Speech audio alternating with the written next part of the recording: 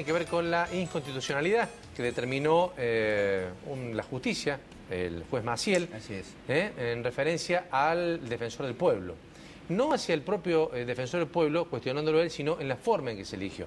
Están con nosotros esta noche el doctor Jorge Barbara y el doctor Dante Rossi. Barbara, por supuesto, del MS Diálogo, además de ampliamente conocido por nosotros, y Dante Rossi, legislador provincial. Gracias por venir, buenas noches. Amparista. ¿Ah? Amparista, claro. Amparista. Quien presentó en realidad ante la justicia. Por el cual el juez Maciel resolvió la inconstitucionalidad. Bueno, ¿es constitucional o es inconstitucional? Para usted es inconstitucional. Y lo ha dicho un juez. Sí.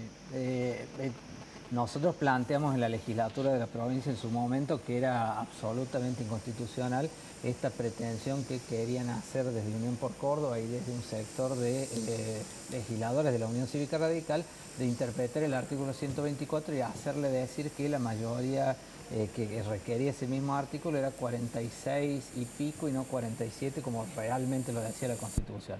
Pero bueno, ha habido un fallo que es absolutamente contundente, que dice claramente de que dice cosas que son fundamentales. La primera es que no hay nadie por encima de la ley. La legislatura no puede de ninguna manera hacer una interpretación de las leyes o una interpretación antojadiza de lo que dice la Constitución de la provincia.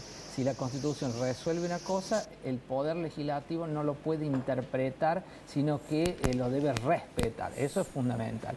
Y la otra dice claramente que los legisladores que aprobaron la designación del defensor del pueblo lo hacían a sabiendas de que estaban violando el artículo 124 y esto ha tenido un respaldo, creo, de la mayoría de los constitucionalistas de Córdoba, no solamente de los que intervinieron en el pleito, como puede ser la fiscal civil, y bueno, y estamos esperando que la Cámara ratifique esta cuestión. Por supuesto, usted, doctor Barbara, no está para nada de acuerdo. No, en absoluto. Sin perjuicio de respeto que me merece ciertamente tanto el señor legislador cuanto el juez, a quien lo respeto por su persona, incluso he tenido algunas cuestiones profesionales ahí, y es un juez, a mi juicio, correcto de mí. Sin embargo, en este caso me preocupa la institucionalidad del problema. Yo disiento con el doctor. Yo creo que en el caso ha habido una doble violación. Ha habido una violación al poder constituyente y ha habido una violación al principio de división de poderes. En el caso específico, el defensor del pueblo, a quien no conozco, ni tengo ningún interés de carácter partidista de ninguna naturaleza. Simplemente me preocupa la cuestión institucional y de allí es que me atrevo a opinar sobre el asunto. El artículo 124 de la Constitución Nacional, de la Constitución Provincial, establece que la designación debe hacerse con el voto de las 2/3 partes de sus miembros. No dice presentes, ¿no? No dice ni presentes ni dice de la totalidad. Y ahí está el problema. Cuando el constituyente ha querido decir que es de la totalidad de los miembros, lo ha dicho. Testimonios del artículo 196 de la Constitución Provincial, que establece que la necesidad de reforma debe ser declarada con el voto de las 2/3 partes de la totalidad de los miembros. También está el artículo 104, inciso 8, que determina que para el caso de intervención de las municipalidades se necesita una mayoría más gravosa, la de las 2/3 partes de la totalidad de los miembros. Y cuando quiere decir presentes, también dice presente. El 104, inciso cuarto, establece que, perdón, el anterior era el 104, inciso 2, este es el 104, inciso 8. Dice que para el caso de cesión, por ejemplo, de territorios por parte de la provincia, se requiere una mayoría de las 2/3 partes de los miembros presentes. En otras palabras, cuando el constituyente ha querido decir que eran de la totalidad, lo ha dicho. Cuando ha querido decir que eran presentes, lo ha dicho. Acá no ha dicho ni una cosa ni la otra. Corresponde entonces verificar dos cuestiones. ¿A quién le corresponde la interpretación? Pero cuando lo dice de los miembros, ¿no se sobreentiende que es de la totalidad? Dos cosas. ¿A qué órgano le corresponde la interpretación? Yo disiento con lo que acaba de decir el legislador de que el procedimiento ha sido violado. Y en segundo lugar, ¿con qué se facilita la creación de la voluntad del constituyente? Si con una mayoría más agravada o menos agravada. En primer lugar, la designación del defensor del pueblo es exclusiva y excluyente del Poder Legislativo. no comparte ni por el Poder Judicial, ciertamente, ni menos con el Poder Ejecutivo. Es exclusiva y excluyente. Y el Defensor del Pueblo es un órgano también del Poder Constituido. Esto es establecido directamente por la Constitución. Establecer una facultad en cabeza del Poder Legislativo, exclusiva y excluyente, y no darle la atribución de hacerla efectiva, el instrumento, es lo mismo que no dársela.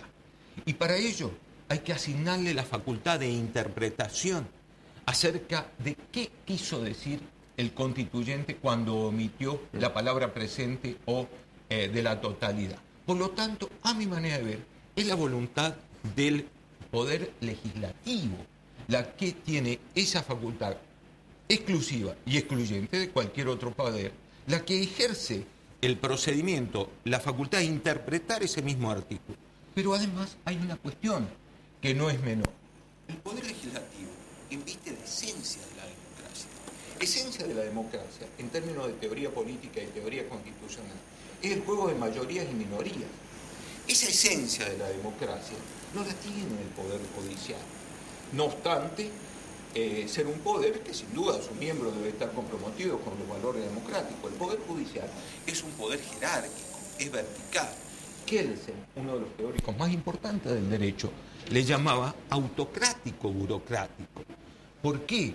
Porque su función primordial es atenerse a los actos del Poder Legislativo, no desvirtuarlo. Por lo tanto, la voluntad de la mayoría y minoría que el constituyente deja en cabeza del Poder Legislativo, la voluntad del constituyente de que le da a ese órgano exclusiva y excluyentemente la facultad inherente de interpretar los miembros si son presentes o son de la totalidad, que hay que reconocerle que hay que asignárselo al Poder Legislativo, y el carácter vertical y jerárquico contrapuesto al horizontal del Poder Legislativo nos hace pensar que, por lo menos desde esa perspectiva, el juez está inmiscuyéndose, está violando la voluntad del constituyente y esta interpretación. Pero si esto no fuera posible, hay que admitir al menos que el acto de designación es un acto político en su naturaleza y sus fines. Los actos políticos, en principio, son del poder sustancialmente político, que es el legislativo, no del judicial. Y ahí hay un ingreso y una violación al principio de división de poder. Y por último, sucintamente dicho, suponer que el Poder Judicial, que la interpretación acerca de si eran presentes o de la totalidad reside en un juez de primera instancia, es un poco complicado en relación a la facultad de Poder Legislativo. Dante. Sí, por supuesto que yo no coincido con esa interpretación. Me parece que el artículo 124 es clarito, no da distintas visiones.